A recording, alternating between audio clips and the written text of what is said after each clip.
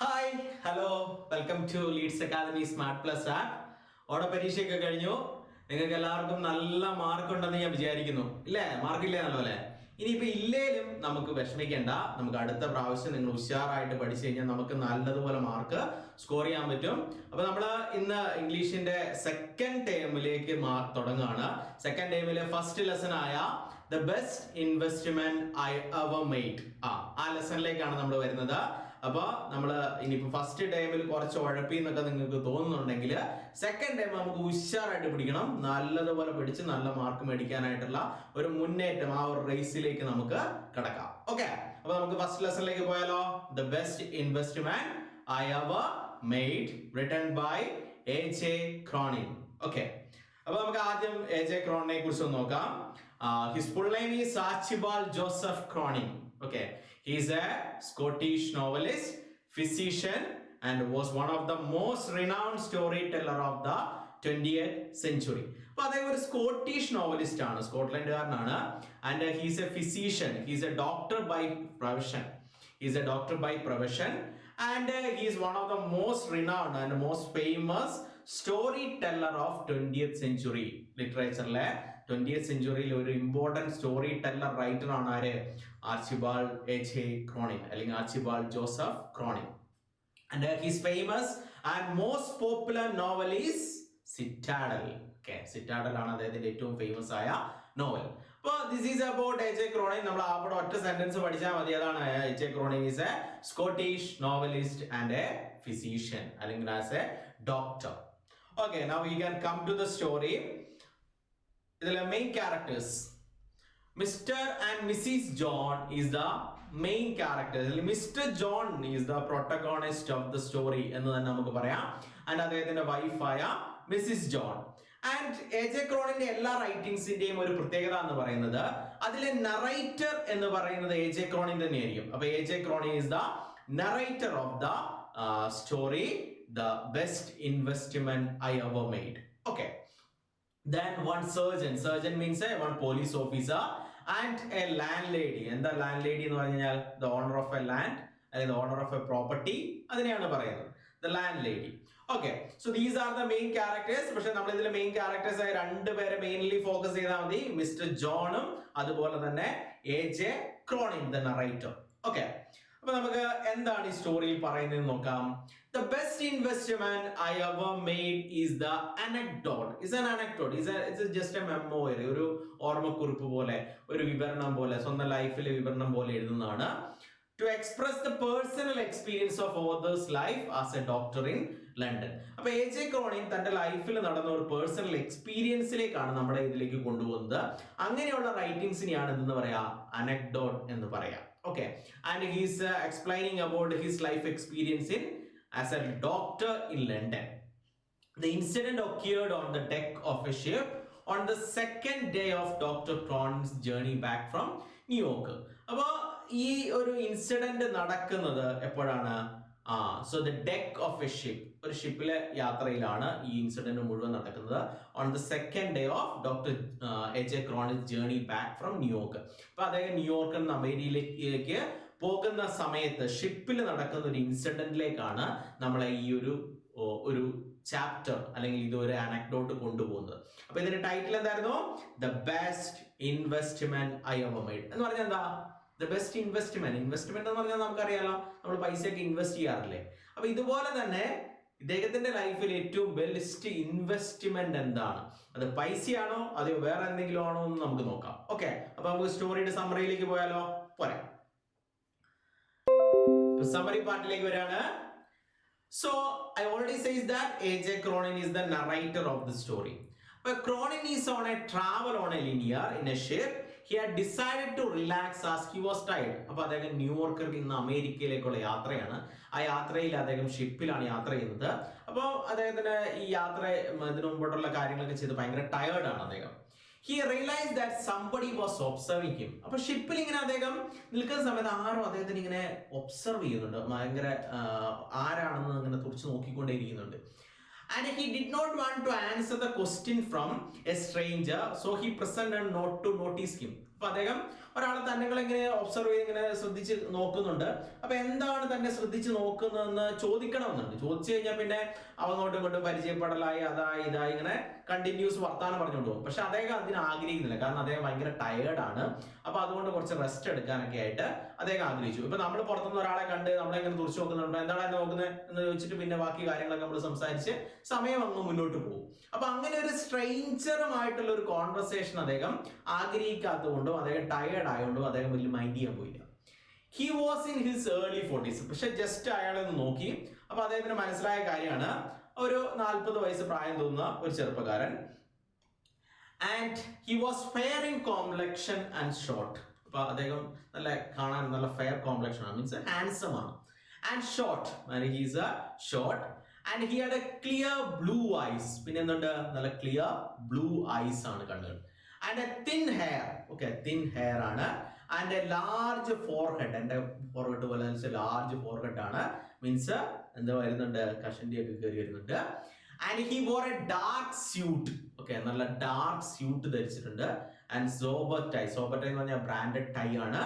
And rimless spectacles, rimless ഒന്നും ഇല്ലാത്ത നല്ലൊരു സ്പെക്ടക്കിൾസ് ധരിച്ചിട്ടുണ്ട്. അപ്പൊ അദ്ദേഹം വലിയ എന്താ പറയാ, അങ്ങനെ ആപ്പൂപ്പ ആളൊന്നുമല്ല, നല്ല ലുക്കൊക്കെ ഉള്ള നല്ല ഹാൻസം ആയ നല്ല റിച്ച് ലുക്കുള്ള ഒരു മനുഷ്യനാണ്.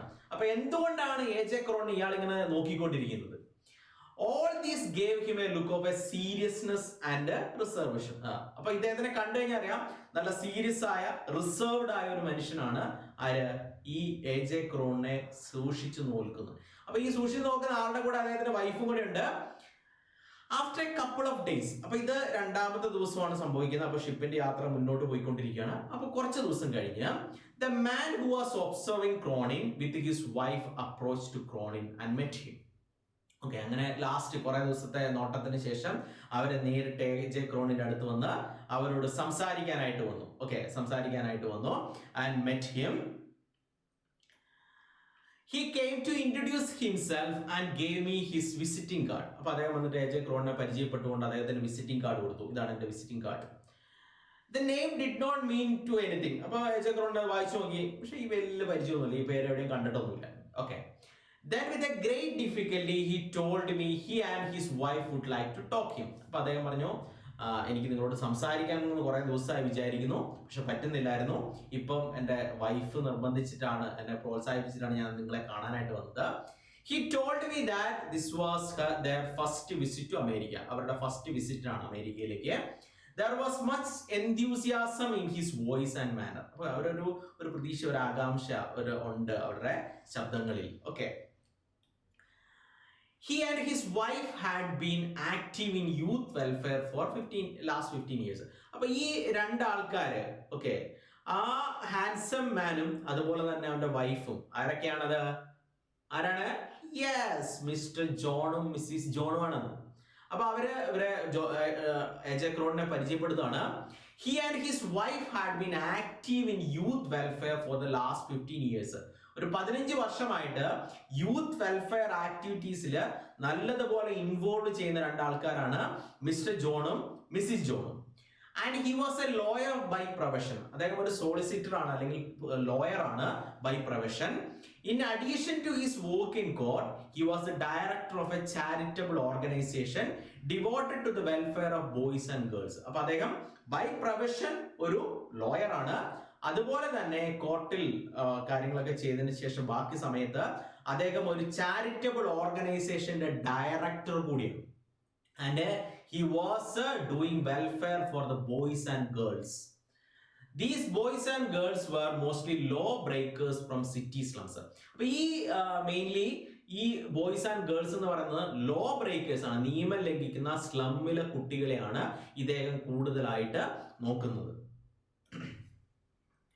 He took derelict adolescents from juvenile courts and placed them in a healthy environment. നമുക്കറിയാം, കുട്ടികൾ കുറ്റം ചെയ്തു കഴിഞ്ഞാൽ അവരെ ജുവനൈൽ കോർട്ടിലാണ് പ്രൊഡ്യൂസ് ചെയ്യുക, അവരെ ജുവനൈൽ ജയിലിലാണ് അടയ്ക്കാറുള്ളത്. അതൊക്കെ നമുക്കറിയാം. അപ്പൊ ജുവനൈലിലേക്ക് അയക്കുന്നത് അവരെ ഒരു മാറ്റം കൊണ്ടുവന്ന്, ചേഞ്ച് ഒക്കെ കൊണ്ടുവന്ന് പുറത്തേക്ക് വിടുക എന്നുള്ളതാണ് അതിന്റെ അർത്ഥം. പക്ഷെ പലപ്പോഴും അങ്ങനെ സംഭവിക്കാറില്ല. അപ്പൊ ഇദ്ദേഹം ജുവനൈൽ കോർട്ടില് ചെറിയ ചെറിയ കുറ്റങ്ങൾ ചെയ്ത് കോർട്ടിൽ വരുന്ന ഈ ബോയ്സ് ആൻഡ് ഗേൾസിനെയാണ് ഇദ്ദേഹത്തിന്റെ ചാരിറ്റബിൾ ഓർഗനൈസേഷനിൽ കൊണ്ടുവന്ന് ഒരു ഹെൽത്തി എൻവയോൺമെന്റ് ഒക്കെ പ്രൊവൈഡ് ചെയ്ത് They healed them mind, body and sent them back to the world. അപ്പൊ അവരെ ഹീൽ ദം, ഓക്കെ, അവരെ സുഖപ്പെടുത്തുക എങ്ങനെ? ബൈ ബോഡി, ബൈ മൈൻഡ് അവരെ ഹീൽ ചെയ്ത് പുറത്തേക്ക് വിടുകയാണ്. They were given training to some handicrafts so they could live as worthy citizen. അപ്പൊ അവിടെ വെറുതെ അല്ല, നല്ല ഇവരെല്ലാ കാര്യങ്ങളും നോക്കും, മാനസികമായും ശാരീരികമായ കാര്യങ്ങൾ നോക്കും, അതുപോലെ തന്നെ ഏതെങ്കിലും സ്കില്ലുകൾ പഠിപ്പിക്കും. ഓക്കെ, ഹാൻഡിക്രാഫ്റ്റ്സിലും കാര്യങ്ങളിലൊക്കെ ആയിട്ട് സ്കില്ലുകൾ പഠിപ്പിച്ചിട്ടാണ് അവരെ പുറത്തേക്ക് വിടുക. അപ്പൊ അവർക്ക് എന്തെങ്കിലും ഇതുമായി ബന്ധപ്പെട്ട ജോലികളൊക്കെ ചെയ്ത് മുന്നോട്ട് പോകാനായിട്ട് പറ്റും. Cronin wanted to know why he did such a work. അപ്പൊ അദ്ദേഹത്തിന് ഭയങ്കര അത്ഭുതമായി, ഇദ്ദേഹം ഒരു വക്കീൽ, വേറെ വല്ല പണിയുണ്ട് ഈ ചാരിറ്റബിൾ ഓർഗനൈസേഷൻ ഒക്കെ റൺ ചെയ്യാനായിട്ട്. അപ്പൊ അദ്ദേഹം ചോദിച്ചു, എന്തുകൊണ്ടാണ് നിങ്ങളൊരു വക്കീലായിട്ട് ഇങ്ങനെ ഒരു കാര്യം ചെയ്യുന്നത്? The question had a strange effect on him. അപ്പൊ ഇത് കേട്ട് കഴിഞ്ഞപ്പോൾ നമ്മുടെ മിസ്റ്റർ ജോണിന്റെ റിയാക്ഷൻ എന്ന് പറഞ്ഞാൽ ഭയങ്കര സ്ട്രേഞ്ച് ആണ്. He took a deep breath and asked me if still I did not remember him. I said no. അപ്പൊ അദ്ദേഹം അത് കേട്ടപ്പോ, എന്നെ ഇതുവരെ ആയിട്ടും മനസ്സിലായില്ല. Okay, I said no. ജഗോടൻ പറഞ്ഞത് എനിക്കറിയില്ല, എനിക്ക് മനസ്സിലായിട്ടില്ല. He said that he wanted to get in touch with Cronin for many years. അദ്ദേഹം പറഞ്ഞു, എനിക്ക് കുറെ വർഷങ്ങളായിട്ട് നിങ്ങളുമായിട്ടൊരു കോണ്ടാക്ട് വെക്കണം എന്ന് ഭയങ്കര അധികമായ ആഗ്രഹമുണ്ട്. But he was not able to do so. പക്ഷെ അതിന് കഴിഞ്ഞിട്ടില്ല. He remembered an incident happened 25 years. അപ്പൊ ഇനി ഇതൊരു ഫ്ലാഷ് ബാക്കിലേക്കാണ് പോകുന്നത്. 25 വർഷങ്ങൾക്ക് മുമ്പ് ലണ്ടനിൽ നടന്ന ഒരു ഇൻസിഡന്റിലേക്കാണ്. അപ്പൊ that time Cronin was an young doctor. Okay, അപ്പൊ അദ്ദേഹം പുതിയതായിട്ട് ഡോക്ടർ ജോലിയിലേക്ക് വന്ന ഒരാളായിട്ടാണ് ലണ്ടനിൽ വർക്ക് ചെയ്യുന്നത്. And he began his practice in working class district of London. അപ്പൊ ലണ്ടനിലെ ഒരു വർക്കിംഗ് ക്ലാസ് ഡിസ്ട്രിക്റ്റിലാണ് അദ്ദേഹം ജോലി ചെയ്തുകൊണ്ടിരുന്നത് ആ സമയത്ത്.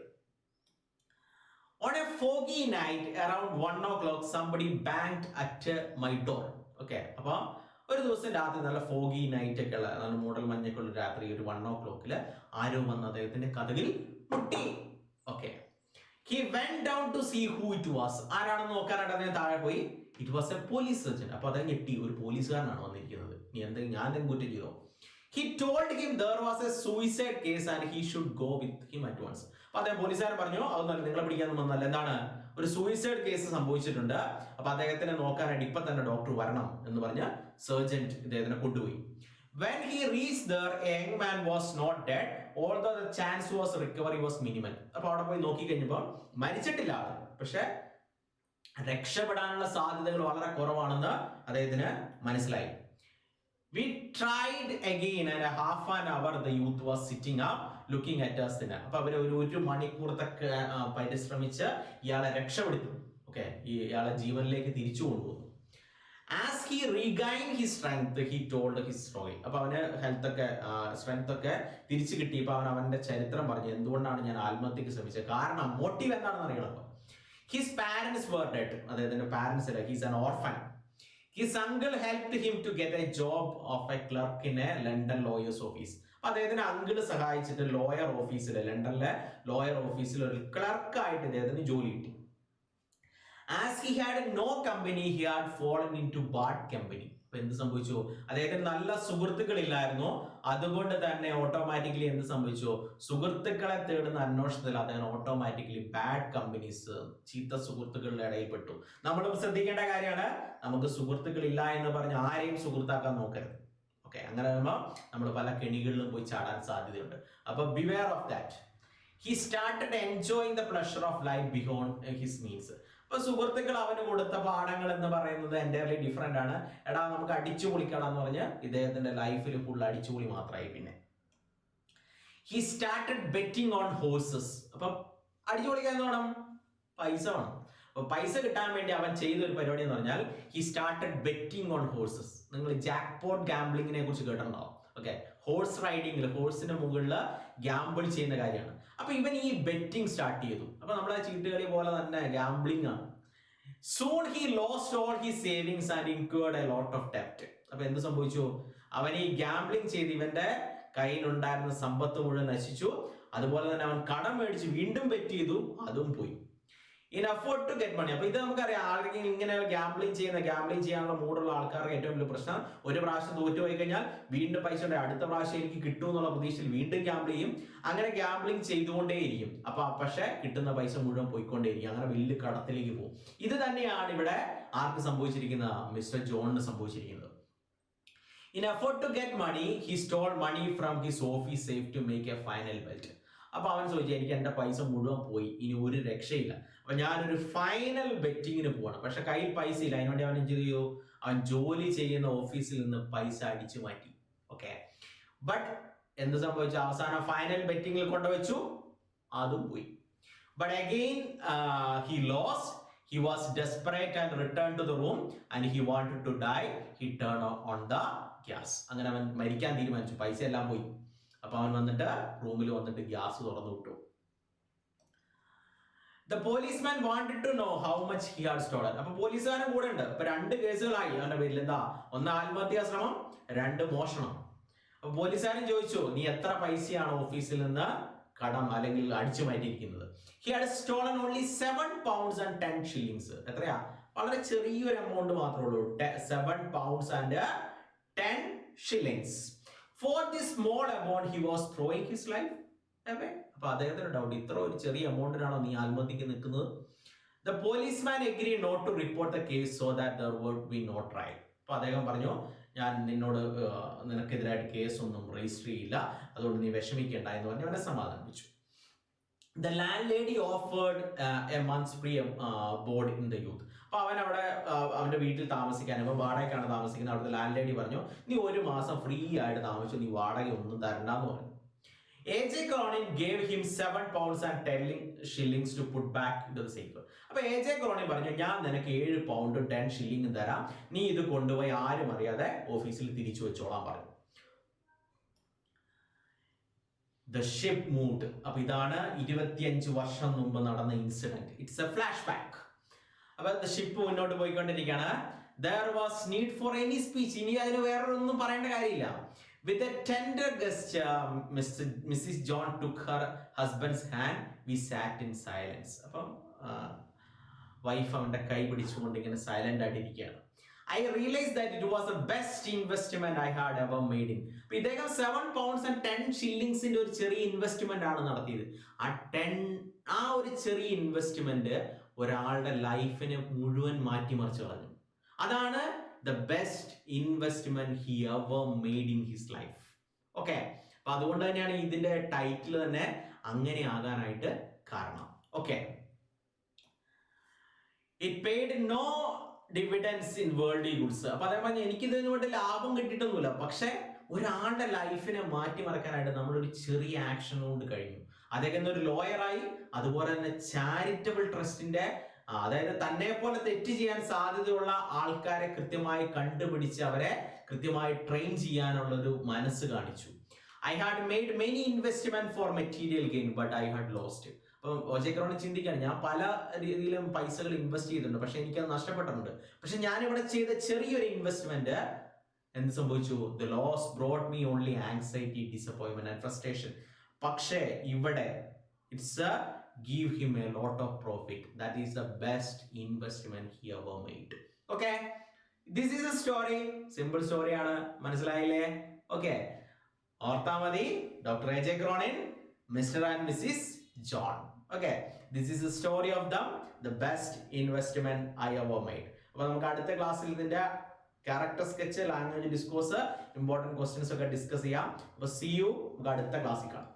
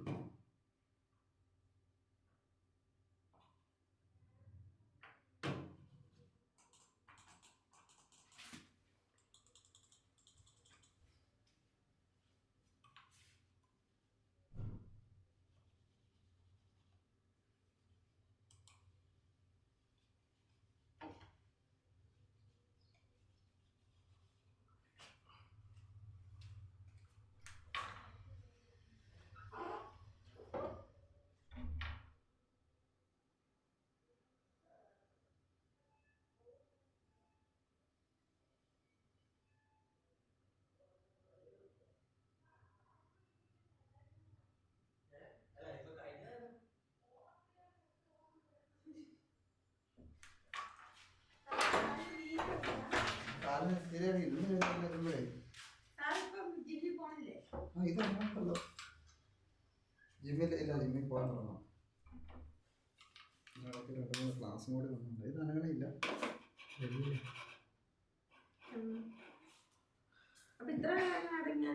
ആദ്യം സ്റ്റാർട്ട് റെക്കോർഡിംഗ് കൊടുത്ത് ഞാൻ ചെയ്തു. അതപ്പോ വർക്ക് ചെയ്തിട്ടുണ്ടായിരുന്നു.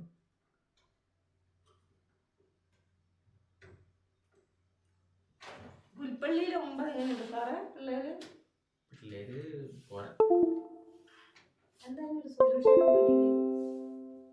സൊല്യൂഷൻ എന്ന് പറഞ്ഞു കഴിഞ്ഞാൽ ഒന്നാമത് ഈ പുതിയ സിലബസ് വന്നപ്പോൾ പിന്നെ പിള്ളേർക്ക് ഇച്ചിരി ബുദ്ധിമുട്ടാണ് കാണുന്നത്. പിള്ളേർക്ക് അതുകൊണ്ടൊന്നും സ്കോർ ചെയ്യാൻ പറ്റുന്നില്ല.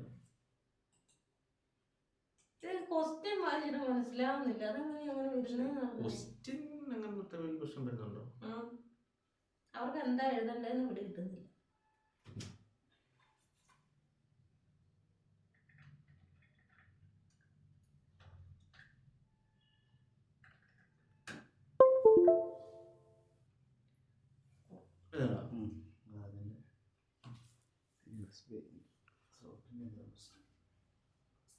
അതല്ല